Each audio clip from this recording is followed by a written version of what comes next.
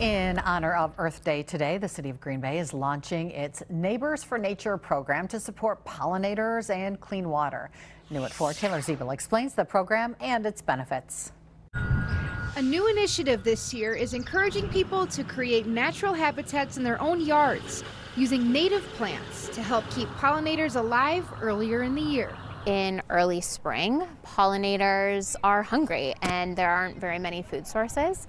So native plants, particularly flowering native plants, provide early year food for pollinators and promote the entire pollinator ecosystem. The goal with this program is to help support community resilience through biodiversity, reducing flooding because of slow runoff, and keep native plants alive and thriving.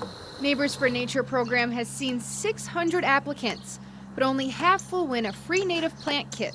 That includes 15 plants, an educational packet, and a yard sign.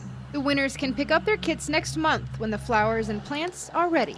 These particular plants are limited to 300 of these kits, but you can always plant native plants.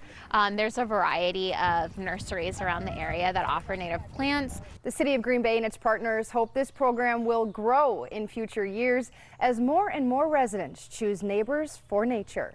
Reporting in Green Bay, Taylor Ziebel, Action 2 News.